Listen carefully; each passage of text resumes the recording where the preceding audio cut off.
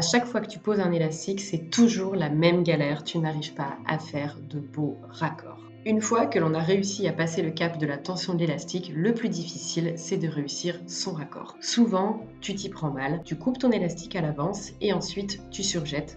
Résultat, ton élastique s'effiloche et ton chevauchement n'est pas idéal. Bien souvent, vous vous retrouvez dans ce cas de figure. Pourtant, il y a une technique toute simple sur la saugeteuse pour passer de ça à ça.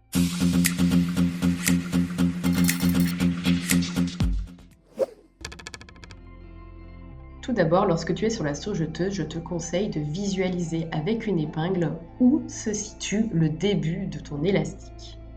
Ensuite, continue à surjeter tout en tirant sur ton élastique. Comme tu peux le voir avec mon épingle, je m'aperçois que le début de mon élastique est situé au niveau de mes aiguilles. J'ai donc le chevauchement qui se fait toute la longueur de mon pied presseur. Je peux donc pivoter mon élastique à 90 degrés, le couper avec le couteau et continuer à surjeter. Je vais mettre une deuxième épingle pour te montrer où j'ai coupé mon élastique. Ainsi, de la première épingle à la deuxième épingle, tu as la distance du chevauchement.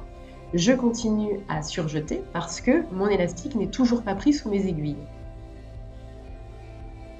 Une fois que mon épingle est située derrière les aiguilles de ma surjeteuse, je peux donc pivoter entièrement mon projet vers l'arrière et surjeter dans le vide pour faire une jolie finition. Comme tu peux le voir, mon raccord est parfait, on ne voit pas mon élastique de derrière car il a été coupé dans le biais et je n'ai pas une surépaisseur ou un manque de chevauchement.